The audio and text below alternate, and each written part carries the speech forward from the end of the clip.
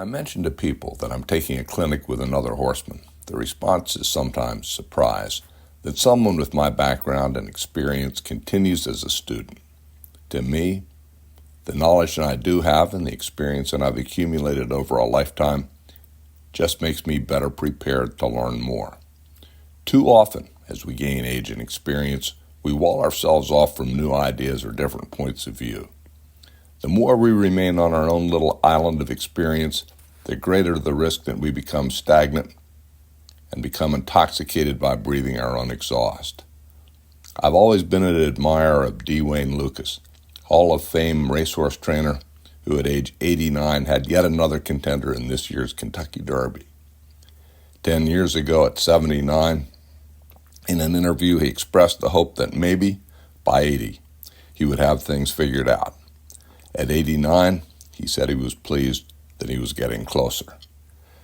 Clinics and the advice of other horsemen have helped me on my own quest for greater competence with horses. Clinics are great for beginners, and at every clinic, I step in as a beginner myself, eager to take part and learn something new.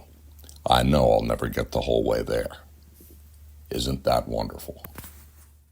So, at just short of her 4th birthday, this was a big ask for Betty, who was by a fair measure the youngest horse at the clinic. It was also the first time she had ever been ridden with a large group of horses in tight quarters, and in fact was the first time she had ever been inside an indoor arena. Here she is just a few minutes into the clinic, and as you can see, she's handling it really well. If you continue to watch, you will notice she is a bit tenser than she is at home.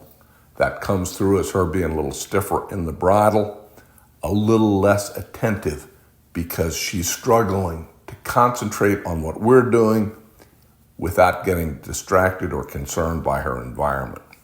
She steps up really well, and by the end of the clinic, we made a lot of progress, not only with some exercises, but also in maturing her, which was part of our goal. Directions on the rail. We went around, and you stepped to the fence and changed directions.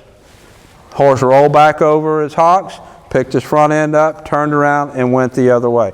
Now we're going to take this exact same exercise and we're going to turn it into a mounted exercise. So you're going to go about the same size circles, about the same size that you were lunging, somewhere about here. Okay? Walk or trot. Trot's the best, but start her to walk to get that thought of the idea of the exercise down. Now, when I get back to the wall, just like you didn't say, whoa, you didn't do anything, you let the wall stop him, I'm going to take the hand that's the side of the wall. When my horse is about 45 degrees to the wall, this is a little bit different because we were wanting straight on. Now when he's about 45 degrees to the wall, I'm going to take that hand and I'm just going to kind of lift and change directions and go the other way. Simple as that. Don't pull. A lot of people will go, whoa, and then change directions. There's no stop here. The wall is going to stop him. What we're after here is we want the front end to come around and the back end to push to leave. Exactly like what we did on the lunge line. Now, when you pull, you're not going to pull down here. Remember, the shoulders follow the hands. You're going to pull up here. And if you have a horse that's really heavy on the reins, you might be pulling up here. That's what we were working with your horse last time. You want to be up here, pull. You're not going to be out here. You're not going to be down. You're going to be right up here in front of you. Pull and go the other way. Any questions about any of that? You can kind of play with it at a walk to get the feel of it, to get the timing. You're going to ask for it right at the wall. We're going to add another step to that in just a minute. So find your place on the wall, work that exercise. The purpose of this exercise is to take what we did on the ground, continue it to the saddle, and continue with that hind engagement, shoulders round. What's that? Is the hand you lift the direction you're going? Yes. The hand you lift with the direction you're going, and it's always going to be the hand on the side of the wall. So you're always going to turn to the wall. You know what I mean? So if we're walking left circles here, we're going to turn to the wall so it can be right hand. Walking circles the other direction, we're going to turn to the wall so it'll be left. That was nice. That was nice. You could, now that he has the idea, you can be a little bit lower with your hands, a little bit softer. Just kind of lift and go. That's it. That was nice. You feel her kind of step in the front. Yeah, now I'm kicking her. Yeah, well, that's the go. Yeah. Basically what you're asking for here is two things. Turn and go. Keep it simple. That's my thing. Keep it simple. If it's complicated, I can't understand it. And if I can't understand it, I know the horse can't understand it. You see her get her nose up in the turn? That is her trying to get heavy on her front end. She's looking for a way out of the bridle, whether it's down or whether it's up. Yep. So her way out of the bridle is around her back. Because she'll move her feet, but she's still... But she's out there. Well, what happens, this is a really good thought for everybody. A horse gets their leverage to push on your hands by pushing down with their front feet.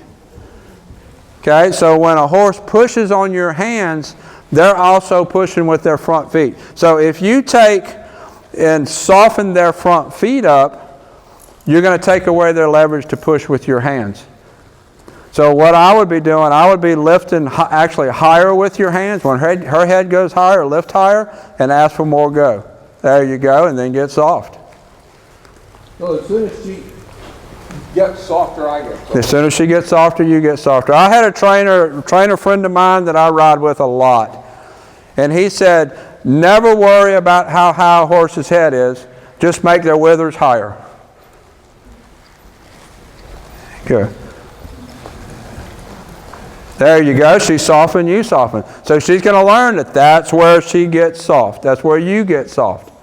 Now, do you use more leg as you lead rather than turn? Yeah. Basically, I'm asking for two things. Turn and go.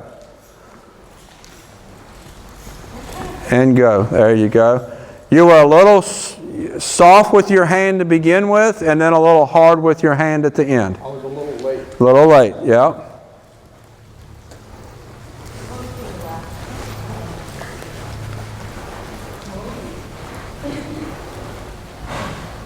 You had a little bit of contact, there you go. You had a little bit of contact with your outside rein that time. That's what slowed down your turn. So you want me to really release? Really soften that outside rein, yeah. Really ride it one rein. Basically, yeah. I mean, you don't want to let the shoulder get way out there, but that outside rein really doesn't need to do a whole lot.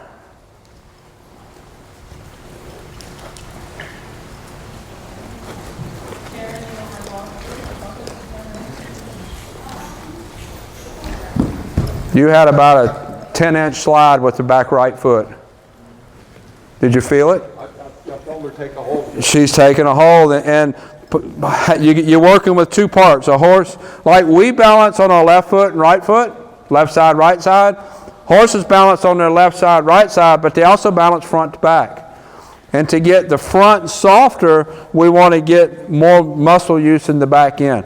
A horse is just like our truck. The motor is in the back and the steering is in the front. She stuck a little bit on you that time. Sort of pushed her out. Yep. And really, I don't do anything different when she doesn't do it right. It's just repetition. When you get soft, I get soft. So you just drive her through and let it get as ugly as it needs. Yep. Let her figure it out.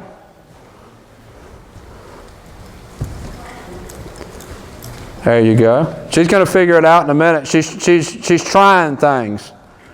It's a little bit ugly, but when it's ugly and it's inconsistently ugly, that means she's trying to figure out what the right answer is. Just sort of searching. Just searching. And I'm going to let her search. And when she finds the right thing, I'll get soft and there'll be a reward. You get a nice turn, stop, turn, and leave, I'd stop and bet on her. There you go. All right, I'd stop and pet on her right there. So the reason there She kind of panicked a little bit when she left. She's a little awkward, so she tries too hard. So she tries too hard. But generally what she did was right. So I'm going to reward the right. I'm going to let her know, hey, it felt a little awkward. I know you were a little uncomfortable, but this is the right thing. So you're rewarding improvement. I'm rewarding improvement. I'm going to reward a little bit of improvement. It doesn't have to be 100% correct to give a reward.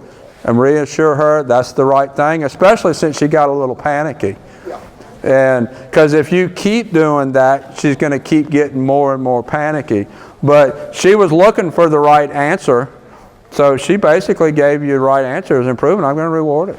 Yeah, she had about one each way, and it felt pretty good. And it felt pretty good. That's when I pet on her. Shape, the feet were in the right place, and she got back into shape. Exactly, exactly. And at that point, I reward, stop a little bit, and at this point, you can do just about anything except that. Yep. Walk a little bit, pet on a little bit, drink you a little bit of water. Maybe walk her around here and not do that. And not do that, exactly. Let her know, hey, you did the right thing, that was the right answer. Good girl, I'm going to give you a reward. Over to the right. But you want to maintain the circle, not have the shoulder move. Exactly, you want to maintain the circle. So you don't want to do this. No, you don't want to do that. I had you do that because the hips were too much following. You really want to maintain the arc, the tracks in your circle.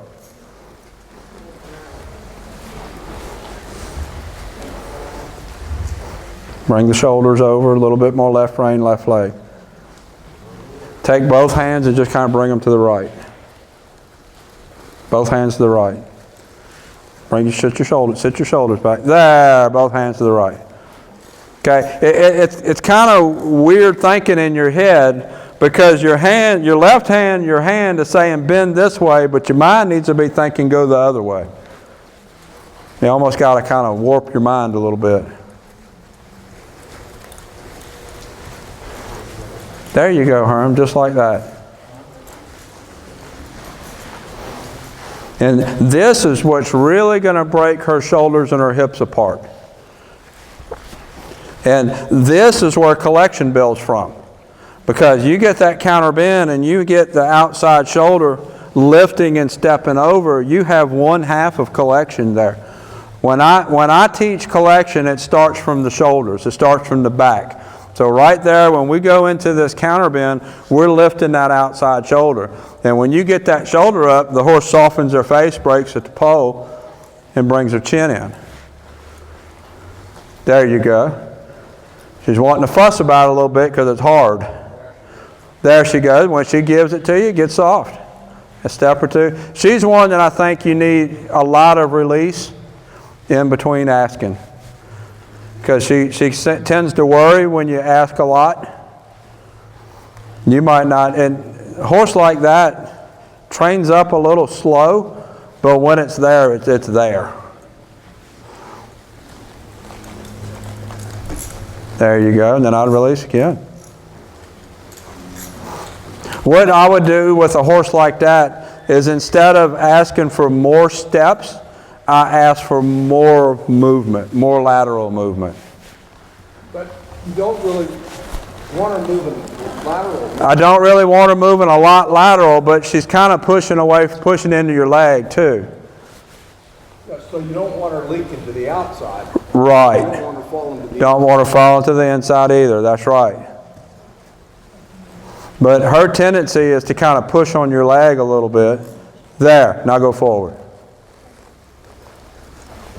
Just a real definite step over.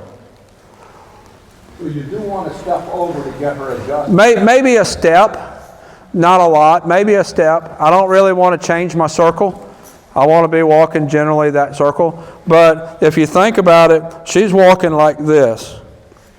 And right now she's stepping kind of forward. Well, if I shorten that forward step and I get a step over here, I'm developing my crossover, and then we just go back forward again. Right. I'm not really wanting to move my circle. I'm just wanting to step in. Like so? Like so, just like that. And then go back in a circle. And what you can do, kind of increase the degree of difficulty, is to just get that one step, but do it with more bend. More bend to the outside. More bend to the outside, because she's going to be a little, there you go, just like that. She's going to be a little bit stiffer horse, which she's already showing us that, because she wants the hips to follow the shoulders. So there. You can almost do it like a square too, right? Yeah, you could. You could do it like a square. Come to here, move her And then move her over, and exactly, yes, exactly. Anything to kind of break her shoulders and her hips are loose.